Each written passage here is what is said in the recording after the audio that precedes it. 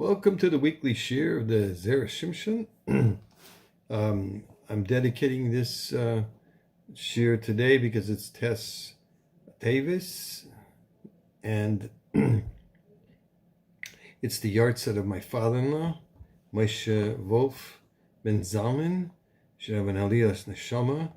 Baruch Hashem, we had a beautiful party and a yahrzeit dinner for him last night with a siyum. So I'm going to share with you this short but very interesting Zera Shimshon today. It's in Vayigash in Pasuk Yud, so on Kapitel Yud. The Pasuk says in Breshis, Vayar Elav Vayipol al Tzavarav. Rashi says, Aval Yaakov loy nafal al Tzavar Yosef. So there was this exchange of emotions when Yosef saw Binyamin and Binyamin saw Yosef. But it didn't happen when Yaakov saw Yosef. You would think that would be the most emotional part of his life, right? So he didn't kiss him either because he was reading Shema. Strange, right? So the world is makshim. Lama dafka kor Yaakov Shema b'yes hayi. Why? What's he have to read Shema? Pink then, okay? And then he knew Yosef was coming to him. Was a Shema and Krishma Tikin. Maybe he had to read Krishma Kivasikin. Now, Kashal Yosef Lama Loy Koroya Afu Beis. So why didn't Yosef say Kriya Shema at that time also if it was Vasikin? And furthermore, Void Kasha the Hamishpat Haksuv Nira Sheyakov Ra es Yosef. It's understood from this that the Pasuk says Vayar Elav, right? And he saw him.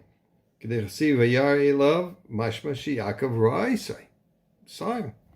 The Elav Hachi Loy Asi Shaper Haloshin Shel Vayar Elav. It doesn't make any sense that he saw him. And if he saw him in Cain, maybe you say, well, he immediately said Krishma the minute he saw him. Okay? But it's a wonder. You can't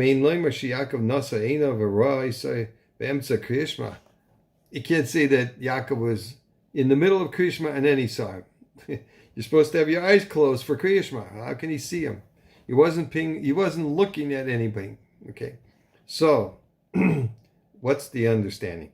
This is a Zohar, and I'm going to share this with you. So it's a little bit difficult to understand from him because he says like this: Shema ve'echad, Shema and Echad are the letters Esmach. Now that doesn't make any sense because you have to see the Zohar. You got to eliminate.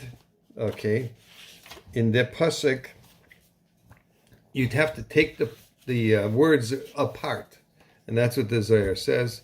You have the letters Shin and Mem from one side, and the Aleph and the Ches from the other side. So the Shin and the Mem from Shema, and the Aleph and the Ches from the Echad. So they'll join those two letters together, and they add up to Esmach. Because we're going to talk about the ayin and the dalet in a second. So that's separate. There's two separate things. But the middle letters, shin and mem and aleph and ches, they add up to the word esmach. And that's what the pasuk says in Tehillim, Kuf Dalet, Anoichi esmach b'Hashem avaya mamish.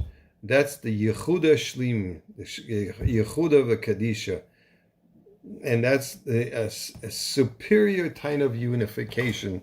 And that's what happened at this time. We'll see in a second. Let's go on to explain the ayin and the hay and the dalet. Then there's a big dalet, right?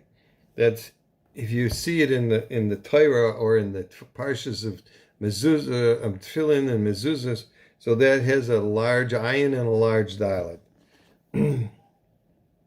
So that dalet hints to Ram is the arba imahis. That's four mothers, And the Ayin Rabasi Shema hints to the three avos, right? And the Avram is Chesed, and then there's Shivim Gisharim Shel Chesed. There's 70 gateways of Chesed in Shemayim. Yitzchak is Din, which is also Shivim Sanhedrin. There were 70 members of the Sanhedrin. Vehem Soida Ayin Shivim Zakenim, and that's the fundamental understanding of the 70 elders. And Yaakov was also Ayin, was that Nefesh Yotze Shivim Nefesh Yotze Yerechai. He had 70 descendants from him. Ad Kan L'Shain. That's the end of the Parsha of the Zohar. At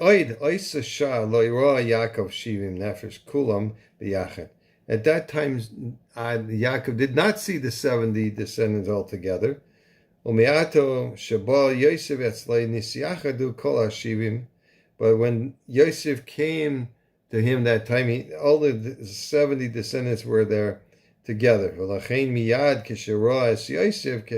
says, and that's where he said, the pasuk said that he saw him. Means he then began to read Shema in order to complete the final tikkun, v'hayichud shemutol alav be'ayin shel Shema. And that was the meaning why he had to say Shema at that minute when he saw Yosef. He was elevated to a whole other level of unification. And we know there the Shivim Umois also. That didn't say it in the Zera Shimshon, I'm just bringing that up. 70 nations. Why Dafka 70? Because it's connected. Zelu Umazeh Asa Alakim. God made everything equal and powerful so that we would not be at a loss. When the time comes, we are one little nation. We don't have a lot of capacity against billions of people and 70 nations. They're all against us. So, and therefore we have to have this power of the ayin in the Shema to have that. That's what Yaakov understood, that we have that power of 70.